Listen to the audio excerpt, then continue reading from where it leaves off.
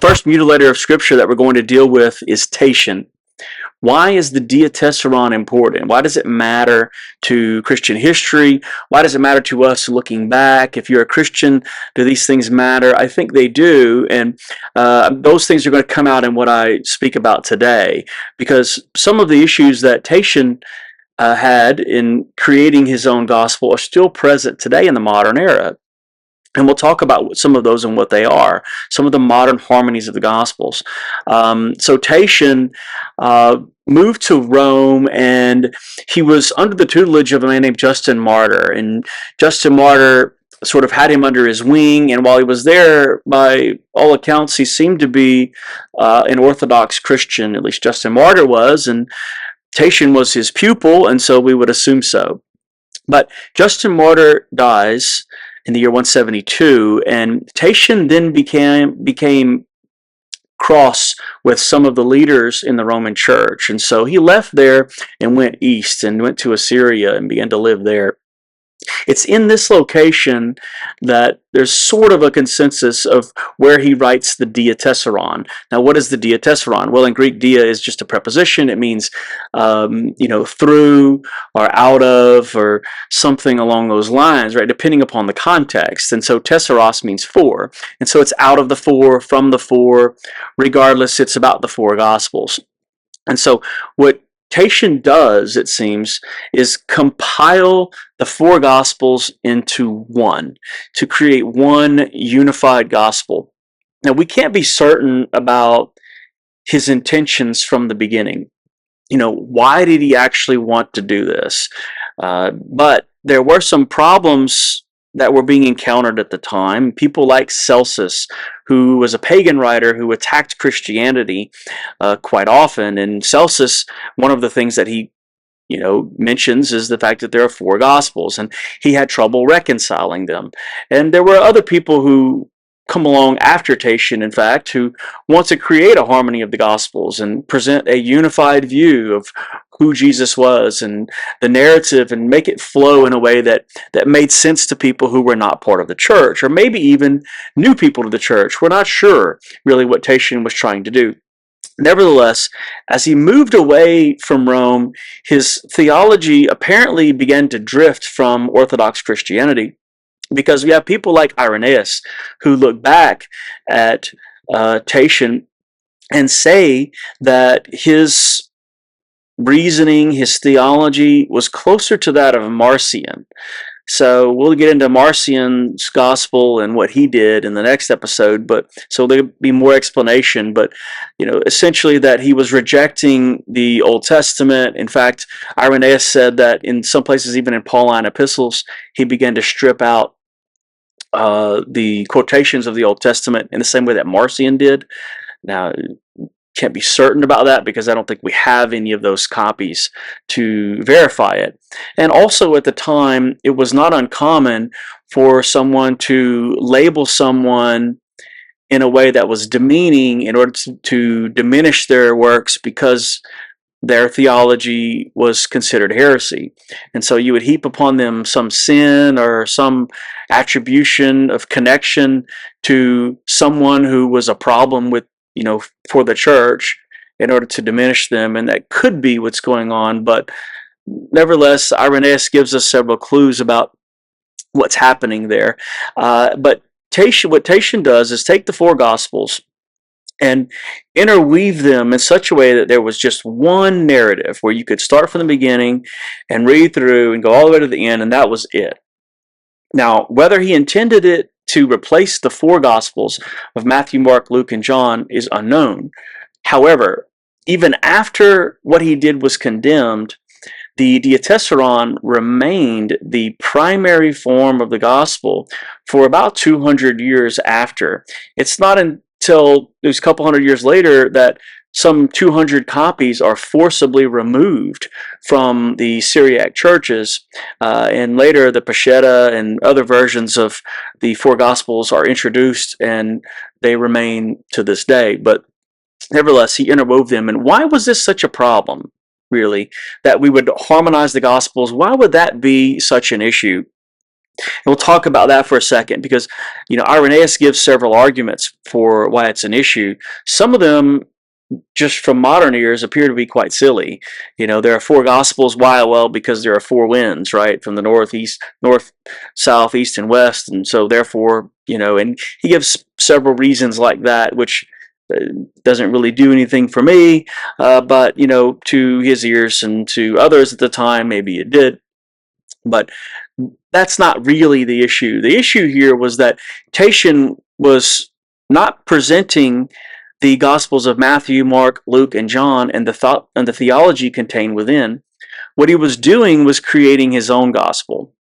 Because in order to make it happen to where you have this really nice flowing harmony of the Gospels, you have to introduce either your own narrative so that you can overlay these other pieces in it to make it fit.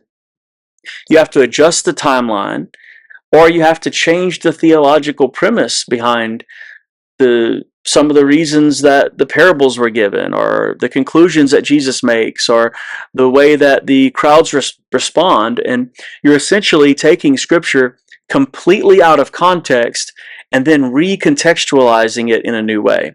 So that creates a completely different theological base than the one that was there before.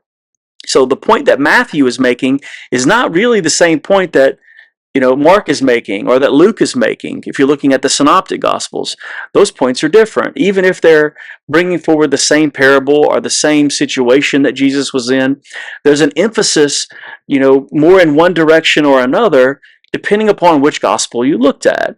And so therefore, you're not representing those. You're creating your own gospel and essentially your own theological points, whatever you thought was most important at the time. And because of that, the church rejected it.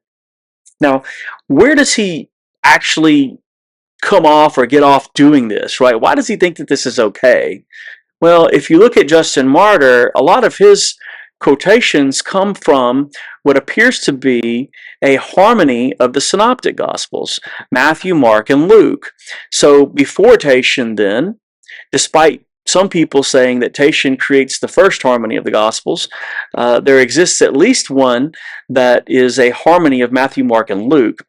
And Justin Martyr is using it. And since Tatian is a pupil of Justin Martyr, we could assume, right, that he knows what that harmony is, that he may be using it himself.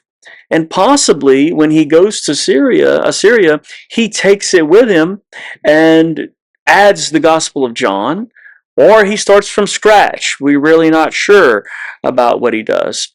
Nevertheless, his intention may not have been malicious. It may have been a good intention. In fact, I think it probably was, that he wanted to present a unified front to those who were attacking Christianity. But in so doing, he created something that didn't exist before, and that formed theological conclusions that would not have been present in either of the Gospels. It shifts your entire point of view. This issue still exists today. Even from pastors who are preaching, whether it be a sermon or a homily, I've heard people present, say, a parable from the Gospel of Matthew, and then to back up their theological claims, they will quote Mark or Luke and introduce that into the text, which in almost every sense distorts what Matthew was intentionally saying. It shifts the theology to the one that we want it to be. And that's what happens whenever we begin to try to manipulate the text in this way. Another example of that would be the series Chosen. You have people that have asked, is this a biblical series?